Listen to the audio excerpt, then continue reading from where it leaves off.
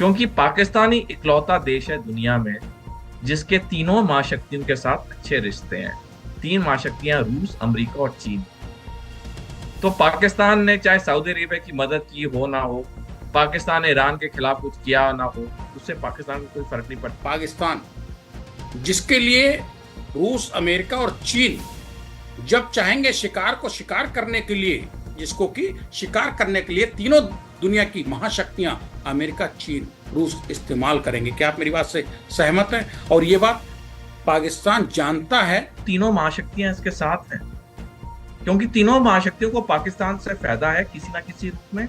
जब हमारे 7 डेलीगेशन 59 देशों मेंबर्स के 33 देशों में घूम रहे थे, उसी एक महीने में पाकिस्तान को 43.4 अरब डॉलर का ऋण मिला। ये सदस्य आए, खान मार्केट में कॉफी पी, दिल्ली हाट में चाट पापड़ी पकौड़े खाए, लेकिन जब वोटिंग का वक्त आया पाकिस्तान के लिए वोट किया। ये एक चिंता का विषय कि पाकिस्तान में पैसा आना बंद ही नहीं हो रहा। फर्राटे से दौड़ रहा है वो अमेरिका, चीन और रूस के पैसे पे धीरे धीरे आगे बढ़ रहा है अपना। उसके लिए मलाई मिल रही है, खा रहा है। कल क्या होगा भविष्य को लेकर वो चिंतित नहीं है, वर्तमान उसका मौज में है। पाकिस्तान तो घाघ और मक्कार चतुर तो है ही, और चीन और अमेरिका जैसे जिसके गुरु हों, रूस जैसे जिसके गुरु हों, सलाहकार हों, वो मात क्यों खाएगा? पूरी बाजी पलट जाएगी ईरान के फेवर में जिस दिन ये युद्ध खत्म हुआ, क्योंकि ईरान ने तो विजेता होकर निकलना है। हमने पिछले दशकों में इतने अरबों डॉलर खर्च किए अमेरिका की सिक्योरिटी अम्ब्रेला के लिए, और पहले दिन ही वो छाता फट गया। चीन तो उसके साथ बिल्कुल जिगरी दोस्त के तौर पे खड़ा है, रूस भी उसके साथ इंक्लाइंड है। अमेरिका तो हमने देख लिया डोनाल्ड ट्रंप के 1 साल के कार्यकाल में कितनी बार उसने पाकिस्तान की प्रशंसा की है। तो वो भी चाहते हैं कि भैया तू कर ले इनको तबाह। हम उससे, अमेरिका से तो नहीं लड़ सकते उसकी दादागिरी से, लेकिन तू खत्म कर ले। बल्कि इस युद्ध के बाद तो ये देश और ईरान को और इज्जत से देखेंगे, क्योंकि ईरान जिस तरह से ताकतवर निकल रहा है, अब मिडिल ईस्ट के देश जान चुके हैं कि पलड़ा किस तरफ भारी है। तो वो ईरान जूझ रहा है 10 देशों के साथ, अमेरिका, इजराइल और बाकी जो भी कंट्रीज हैं, मुस्लिम कंट्रीज। जंग कहां खत्म होगी पता नहीं, शुरू तो कर दी है, लेकिन ईरान झुकने को तैयार नहीं है। उनका जो होगा होता रहेगा। लेकिन उसी में से बीच में खबर निकल के आ रही है, सितंबर 2025 में पाकिस्तान और सऊदी अरब के बीच एक समझौता हुआ था, जिसमें कहा गया था कि किसी भी देश पे, इन दो देशों में अगर पाकिस्तान पे हमला होता है तो वो हमला सऊदी अरब अपने पे मानेगा और तुरंत रिएक्ट करेगा, जवाबी कार्रवाई करेगा पाकिस्तान की मदद के लिए। सेम यही स्थिति पाकिस्तान की थी कि अगर सऊदी पे हमला होता है तो पाकिस्तान उस पर कार्रवाई करेगा। ईरान ने सऊदी अरब को घेर लिया है क्योंकि वो सपोर्टर है पाकिस्तान का। उस पाकिस्तान का तो है, अमेरिका का माफी चाहेंगे, अमेरिका के उसके अड्डे हैं, लेकिन पाकिस्तान खामोश है। ये पाकिस्तान का त्रिशंकु में फंस गया है। अब क्यों नहीं जाता है, जब सऊदी पे ईरान हमला कर रहा है तो सऊदी को बचाने क्यों नहीं जाता है उस SMDA जो संधि हुई थी, उस संधि के तहत। 17 सितंबर पिछले साल सऊदी अरेबिया और पाकिस्तान ने एक रक्षा संधि हस्ताक्षर की, जिसमें यह कहा गया कि अगर एक देश पे हमला होता है दोनों देशों पे हमला माना जाएगा। और ये जो अब ईरान पे हमला हुआ 28 फरवरी को इस साल, और उसी दिन ईरान ने सऊदी अरेबिया पे हमला किया, लेकिन क्या इससे पाकिस्तान को कोई फर्क पड़ता है? ये भी इंपॉर्टेंट है। क्या इससे पाकिस्तान को कोई फर्क पड़ता है? ये एक मूल सवाल है। नहीं, इससे पाकिस्तान को कोई फर्क नहीं पड़ता। क्यों नहीं पड़ता है? क्योंकि पाकिस्तान ही इकलौता देश है दुनिया में जिसके तीनों महाशक्तियों के साथ अच्छे रिश्ते हैं। तीन महाशक्तियां रूस, अमेरिका और चीन। तो पाकिस्तान ने चाहे सऊदी अरेबिया की मदद की हो ना हो, पाकिस्तान ने ईरान के खिलाफ कुछ किया ना हो, उससे पाकिस्तान को कोई फर्क नहीं पड़ता, क्योंकि तीनों महाशक्तियां पाकिस्तान के साथ। जब अगला मौका आएगा ऋण लेने का, ये तीनों महाशक्तियां फिर पाकिस्तान का समर्थन करेंगी और पाकिस्तान को फिर अरबों डॉलर ऋण मिल जाएगा। पाकिस्तान को पैसे से मतलब है, उन्हें ये महाशक्तियां दे देती। सोडी सर, आपको, आपकी बात को मैं काट नहीं रहा हूं, डिनाई नहीं कर रहा हूं, एक्सेप्ट कर रहा हूं कि आप पाकिस्तान के बारे में आपने जो बताया, लेकिन मुझे पाकिस्तान लग रहा है, पाकिस्तान जिसके लिए रूस, अमेरिका और चीन जब चाहेंगे शिकार को शिकार करने के लिए, अपने टारगेट को हासिल करने के लिए, शेर को पिंजरे में लेने के लिए और जो अपना असली शिकार करना है, इनको जो टारगेट होगा, गोल, वो अचीव करेंगे। गाजा नरसंहार को भूल के हम ये सोच रहे थे कि पाकिस्तान अब सऊदी अरब और अजरबैजान के साथ मिलकर ईरान पे हमला कर देगा सऊदी अरब के हित में। ऐसा नहीं हुआ। सऊदी अरब के जो रक्षा मंत्री खालिद बिन सलमान ने रियाद में पाकिस्तान के आर्मी चीफ असीम मुनीर से मुलाकात के बाद रक्षा समझौते को एक्टिव करने की बात भी कही है। पाकिस्तान क्या है, जिसको कि शिकार करने के लिए तीनों दुनिया की महाशक्तियां अमेरिका, चीन, रूस इस्तेमाल करेंगे। क्या आप मेरी बात से सहमत हैं? और ये बात पाकिस्तान जानता है लेकिन जता नहीं रहा है। रणजीत जी, मैं आपकी बात से पूरी तरह सहमत हूँ। तीनों महाशक्तियां इसके साथ हैं, क्योंकि तीनों महाशक्तियों को पाकिस्तान से फायदा है किसी ना किसी रूप में। पाकिस्तान को इनसे पैसा मिलता है।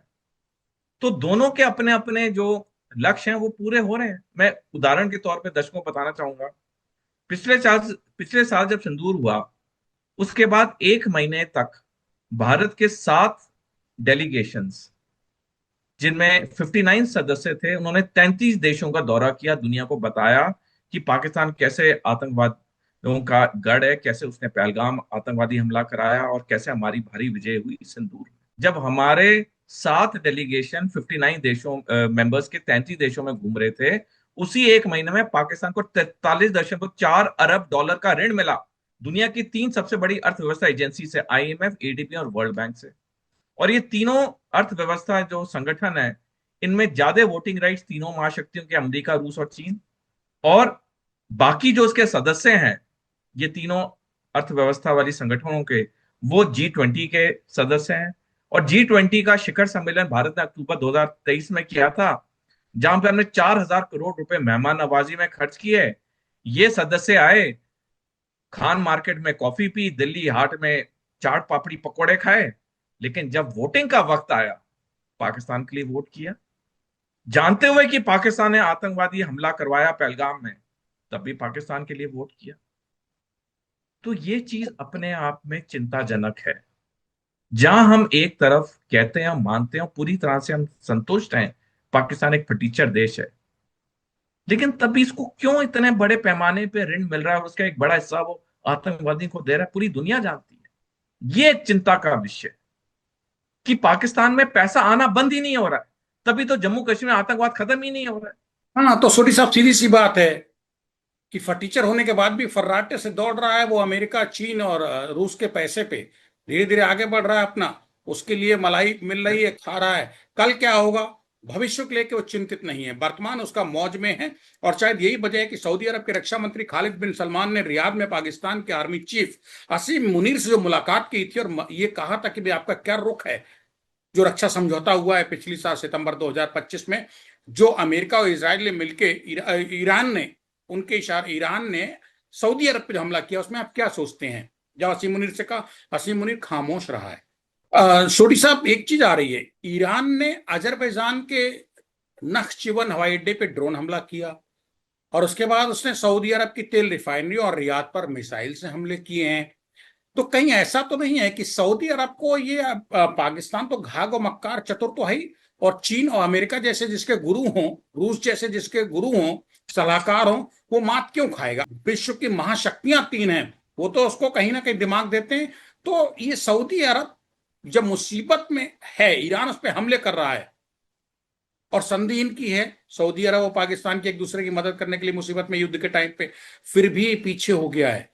ऐसा तो नहीं है कि कहीं इसमें चीन बैक दे रहा हो, दिमाग दे रहा हो कि अभी तुम रिएक्ट मत करो सऊदी की तरफ से, और उधर अमेरिका ने सऊदी को समझा दिया हो कि पाकिस्तान साथ नहीं दे रहा, कोई बात नहीं, हम संभालेंगे।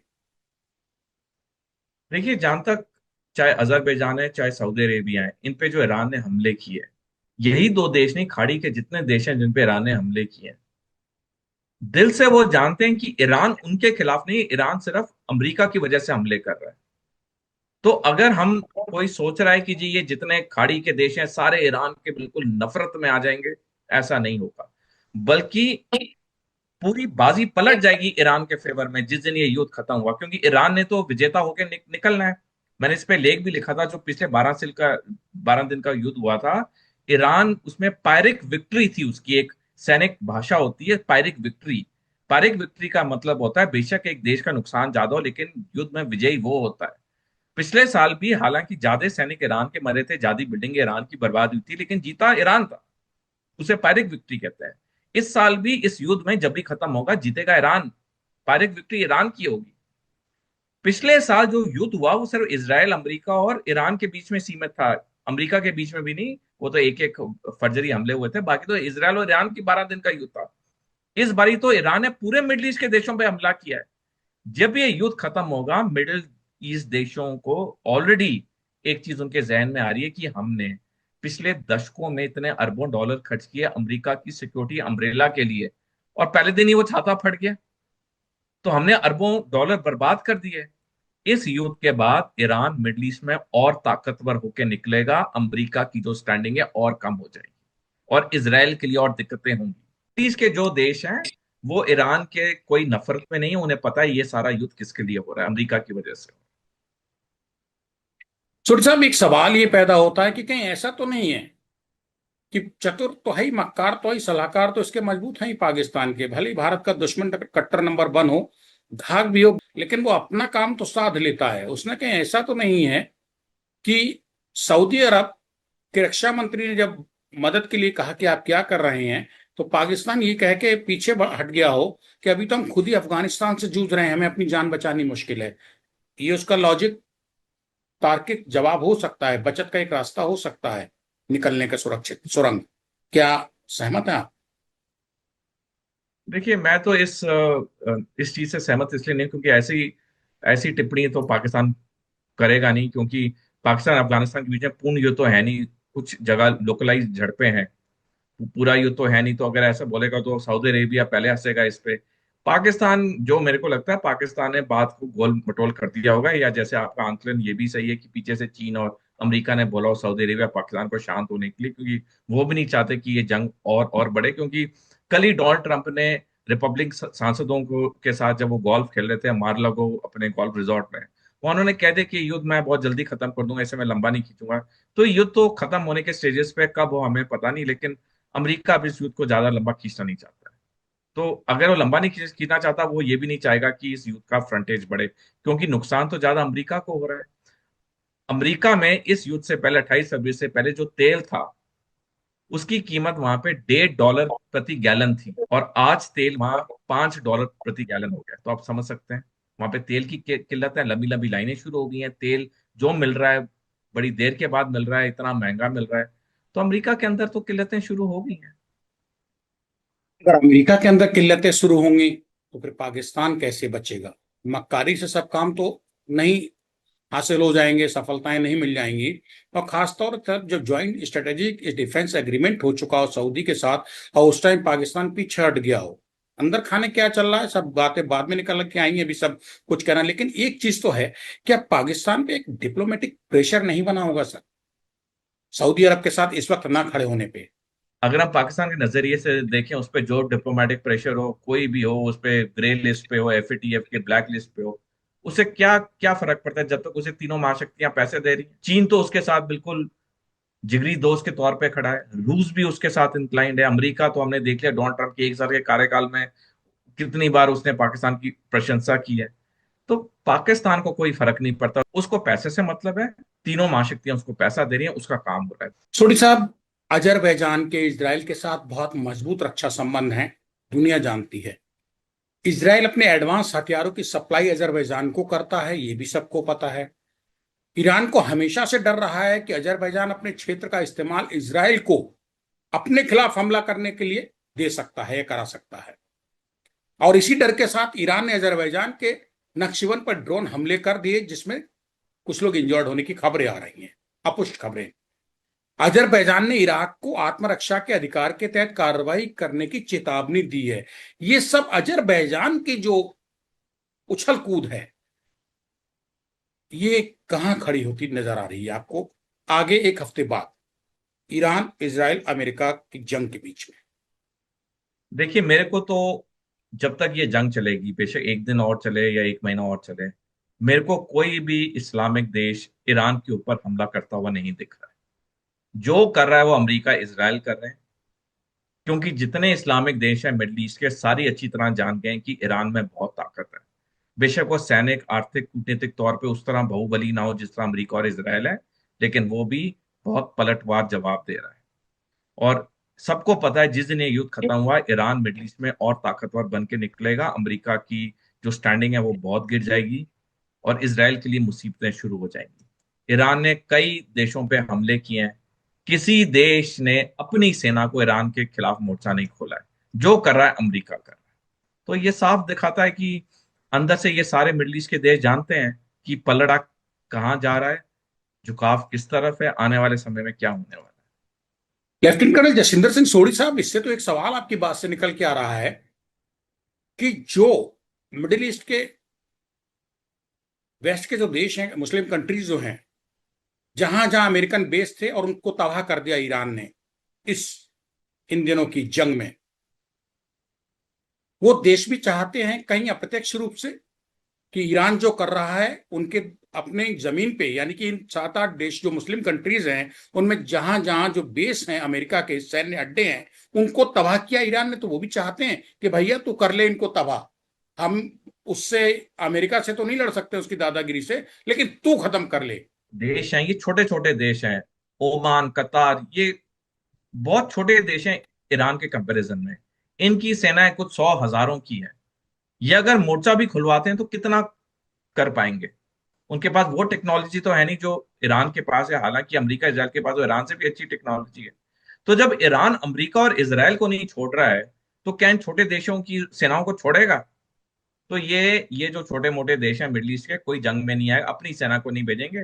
जो अमेरिका कर रहा है करने दो। और अंदर से बल्कि खुश भी होंगे कि अच्छा, अमेरिका का बैंड बज रहा है। जो दशकों से हमने इन्हें अरबों डॉलर दिए, जिसका अमेरिका ने हमारा अच्छा बेवकूफ बनाया, जो सिक्योरिटी अम्ब्रेला का छाता पहले दिन ही फट गया, तो उससे क्या क्या फायदा मिडल ईस्ट के देशों को? बल्कि इस युद्ध के बाद तो ये देश और ईरान को और इज्जत से देखेंगे, क्योंकि ईरान जिस तरह से ताकतवर निकल रहा है, अब अब मिडल ईस्ट के देश जान चुके हैं कि पलड़ा किस तरफ भारी है। तो वो अंदर से खुश होंगे, चलो अमेरिका को नुकसान हो रहा है, क्योंकि वो तो खुद कुछ कर नहीं सकते। और ये जो देश हैं, या कोई भी आदमी होता है, वो आगे की देखता है। वर्तमान तो निकल जाएगा, आज नहीं तो कल, नहीं तो परसों निकल जाएगा, लेकिन आगे क्या है मेरे लिए? तो उस नजरिए से हम देखें तो ये डेफिनेटली ये पूरी इनकी सोची समझी रणनीति है छोटे देशों